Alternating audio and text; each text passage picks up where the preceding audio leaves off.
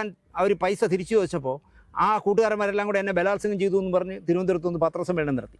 കൊണ്ടുവന്നാര് ഈ ശബ്ദം വിറ്റ് ജീവിക്കുന്ന സ്ത്രീ കൊണ്ടുവന്നിട്ട് എന്ത് ചെയ്തു? തലയിൽ കൂടെ അവൾക്ക് മാസ്ക് ഇട്ടിട്ട് അവളെ കൊണ്ടിരുത്തിയിട്ട് ഈ സ്ത്രീയാണ്, ഈ ശബ്ദം വിറ്റ് ജീവിക്കുന്ന സ്ത്രീയാണ് കരയുന്നത്. ഈ പെങ്ങളെ ഞാൻ ചോദിക്കട്ടെ, അങ്ങനെ കരഞ്ഞവര് ഈ ഇത് ഒടുക്കം തെളിഞ്ഞല്ലോ കേസ്. തെളിഞ്ഞപ്പോൾ ഓടിത്തള്ളി. ഒരു കഴിഞ്ഞ മിനിസ്ട്രി പിണറായി മിനിസ്ട്രി ഉണ്ടായിരുന്ന കാലത്ത് ഒരു 4 വർഷത്തോളം പിന്നെ പിണറായി കണ്ട ആ ഏരി വരില്ലായിരുന്നു, പുല്ലൂരുക്കുല ഓടണത്.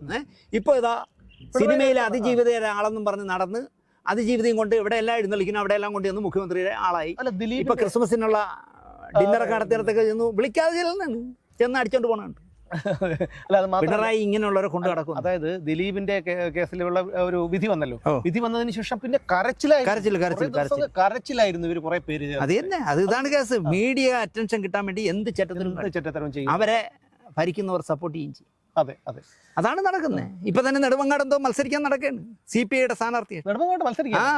അത് വനിതാ സീറ്റ് ആവുകയാണെന്ന്, വനിതാ സംവരണം. ഞാൻ CPIയുടെ ഒരു വലിയ നേതാവിന് ഒരു മെസ്സേജ് അയച്ചു. ഇടതുപക്ഷത്തിന്റെ അല്ലെങ്കിൽ CPIയുടെ 8-15 ആ സീറ്റ് പോകും, 8-15 തോക്കും. ഒരു സീറ്റ് നിങ്ങൾ കൊണ്ട് കളയരുത്. നിങ്ങൾ ആ മന്ത്രി അനിലിന്റെ ഭാര്യ ഇപ്പോൾ ചടയമംഗലത്ത് പഞ്ചായത്ത് പ്രസിഡന്റാണ്. ആ ലതികേറ്റെ കൊണ്ട് നിർത്തി ആ സീറ്റ് നിലനിർത്താൻ നോക്കും. ഇല്ല എങ്കിൽ മറുവശത്ത് വരുന്നത്, അതായത് ഈ നമ്മൾ ഈ പറയുന്ന ഈ സ്ത്രീയെ ഒരു വലിയ വിഭാഗത്തിന് വെറുപ്പാണ്. ഇവരുടെ ഗണത്തിൽപ്പെടുന്ന ഒരു കുറച്ച് പേരുണ്ടല്ലോ, അവര് മാത്രം ചുറ്റിപ്പറ്റി. അവരല്ല, അവരെ വിടുന്നേ, ആ ഗണത്തിലുള്ളവർ വിട്. ഭരിക്കുന്നവർ ചെയ്യുന്ന എന്താ? ഭരിക്കുന്നവർ, ഞാൻ ആരാധനയോടെ കണ്ടിരുന്ന ഒരു ചെറുപ്പക്കാരൻ നേതാവ് അടക്കം ഇവരെ കൊണ്ടു കിടക്കുകയാണ്.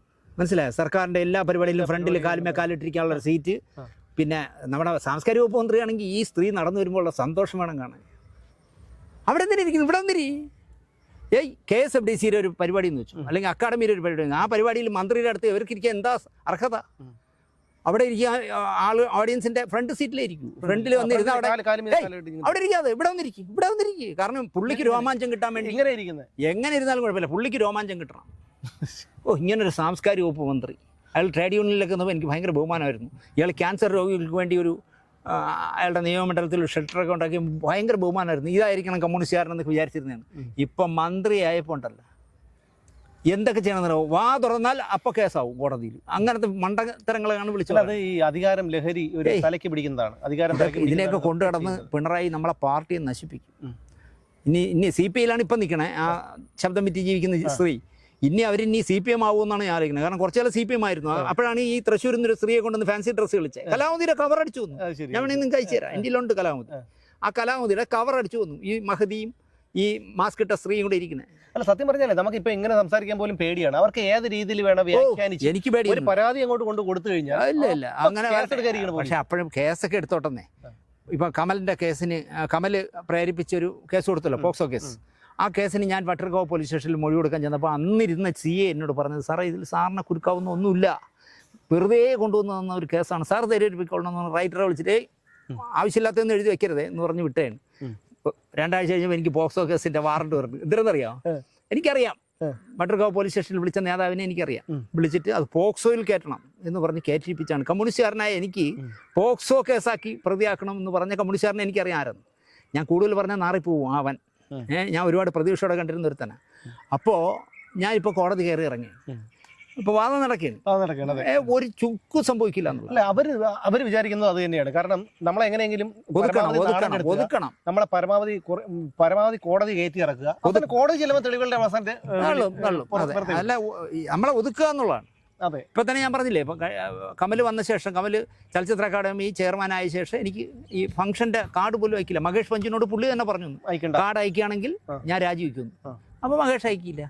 അവിടെ തുടങ്ങിയതാണ്. ഇപ്പോൾ അജയ് ചന്ദ്രൻ എന്ന് പറഞ്ഞൊരു സാറാണല്ലോ, സാറും അയക്കില്ല.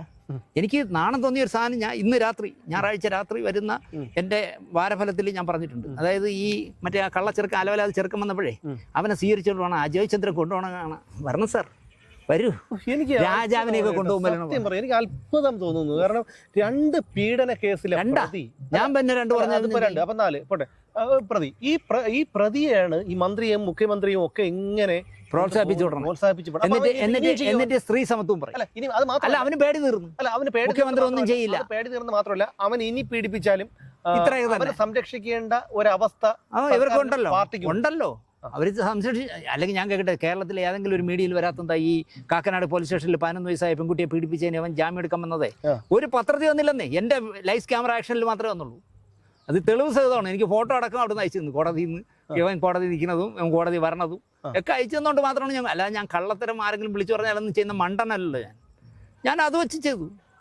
കേരളത്തിലെ ഈ മറുനാട് സാജനൊക്കെ ഇതൊക്കെ തപ്പി നടക്കുന്ന ആളെന്നാണ് പറയണത്. പക്ഷേ ഇതൊന്നും അവർ പോലും അറിഞ്ഞില്ല. അല്ല, ഒരു പക്ഷേ എങ്ങനെ ഒതുക്കി? അല്ല, പോലീസിനൊക്കെ കർശന നിർദ്ദേശം കാണും, ഇത് കാര്യങ്ങൾ രഹസ്യമായിട്ട് കൊണ്ടുവരണം, രഹസ്യമായിട്ട് വരുമ്പോഴത്തേക്കും. അതെ, അല്ല, രഹസ്യമായിട്ട് കൊണ്ടുവരണമെന്ന് മാത്രമല്ല, ജഡ്ജി ഇരിക്കാൻ കസേരയും കൊടുത്തില്ലേ.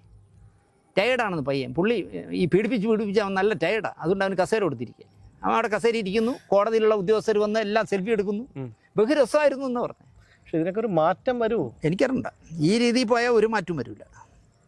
ഇവിടെ എൻ്റെ പേരിൽ ഈ ശബ്ദം വിറ്റ് ജീവിക്കുന്ന സ്ത്രീ കൊടുത്ത കേസിൻ്റെ സമയത്ത് ഇപ്പോഴത്തെ നമ്മുടെ എന്താ പറയുക, എല്ലാവരും ഭാവി മുഖ്യമന്ത്രി എന്ന് പറയുന്ന ശൈല ടീച്ചർ വരെ എനിക്കെതിരെ മോശമായി സംസാരിച്ച സ്ത്രീയാണ്.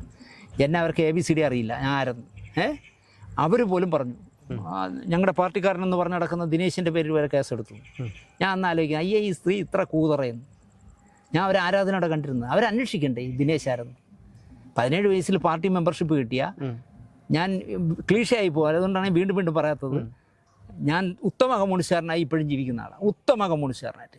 ഈ അങ്ങനെ അടിച്ചു പറയാവുന്ന സുമേഷേ, അങ്ങനെ ഉത്തമ കമ്മ്യൂണിസ്റ്റ് എന്ന് പറയാവുന്നവന്മാർ ഞങ്ങളുടെ പാർട്ടിയിൽ ഇപ്പം വളരെ കുറവാണ്. അല്ല, ഇല്ല കേട്ടോ, ഞാൻ മദ്യപിക്കില്ല, പരസ്ത്രീ ബന്ധമില്ല, മറ്റൊരാൾ അങ്ങനെ.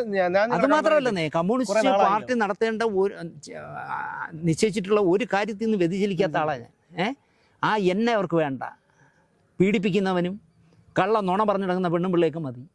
അവളൊരു ആത്മഹത്യാ കുറിപ്പ് എഴുതി കൊടുത്താൽ അപ്പം പറയാണ് പിണറായി പൊക്കന്ന്. മനസ്സിലായോ? അവളെ ആരെ പറമ്പില്ല 10 കാണ്ടാമൃഗം വിചാരിച്ചാൽ കൊല്ലാക്കൂല. അത് നമുക്കല്ലേ അറിയാവൂ, സിനിമാ സമൂഹത്തിനല്ലേ അറിയാവൂ. ഇതാണ് കേസ്. ഇതിങ്ങനെ പോവുള്ളൂ. ഇനിയിപ്പോൾ എന്ത് ചെയ്യാൻ പറ്റുന്നേ?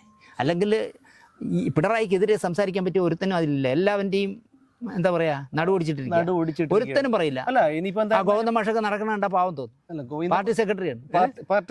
പിണറായി കാണുമ്പോൾ നിൽക്കണോണം കാണാൻ. അപ്പം ഞാൻ പറയുന്നത്, ഒരു പരിധിവരെയെങ്കിലും ചിരിച്ചോണ്ടെങ്കിലും നിന്നിരുന്ന ആൾ കോടിയേരി മാത്രമാണ്. ഇത് പറ്റുന്നത് എന്താണെന്ന് വെച്ചാൽ എല്ലാം പുള്ളി തന്നെയാണ്. പുള്ളി ഇനിയിപ്പോൾ മുഖ്യമന്ത്രി ആയില്ലെന്ന് വെച്ചോളൂ, കേരളം ഭരിക്കുന്ന ആരായിരിക്കും? അങ്ങനെ ആയിരിക്കും.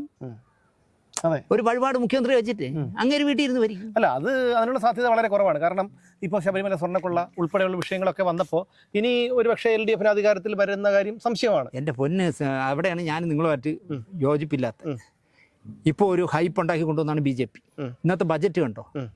കേരളത്തിന് ആകെ കൊടുത്തത് ആമേരെ മുട്ട പറക്കാൻ, വേറെ ഒരു പരിപാടിയില്ല. വേറൊരുത്ത അവിടെ പാലക്കാട്ടെ ആലുവയിലോ അങ്കമാലിയിലോ എവിടെ ചെന്ന് ഓഫീസും തുറന്നു. അത് അതിവേഗ തീവണ്ടിയില്ല, ഒരു അണ്ടിയില്ല. മനസ്സിലായോ? അയാൾ മുഖ്യമന്ത്രി ആവാൻ ഓഫീസ് തുറന്നവനാണ്. ആലോചിച്ചു. ഈ മെട്രോ ശ്രീധർ സാർ എന്ന് പറയുമ്പോൾ ഞാൻ എന്തൊരു ബഹുമാനത്തോടെ കണ്ടതെന്നറിയാം.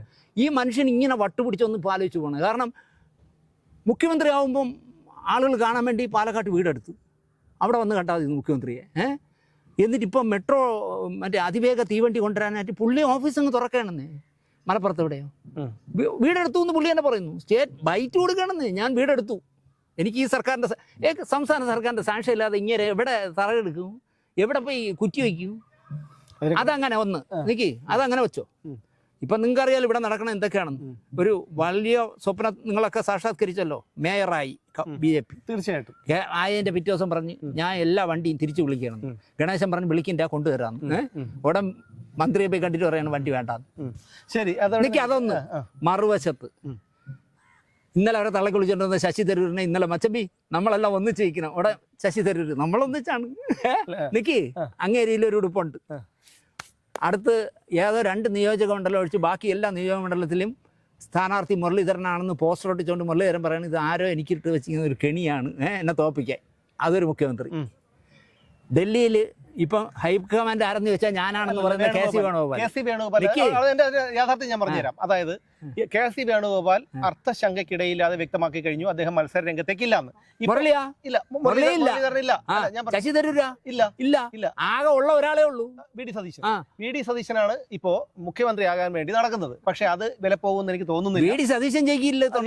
CPIയുടെ സീറ്റ് CPM തിരിച്ചെടുക്കാൻ പോവാണ്. അതിനെക്കുറിച്ച് എനിക്കറിയില്ല. പക്ഷേ രമേശ് ചെന്നിത്തലയിൽ ജനങ്ങൾക്ക് വലിയ പ്രതീക്ഷയുണ്ട്.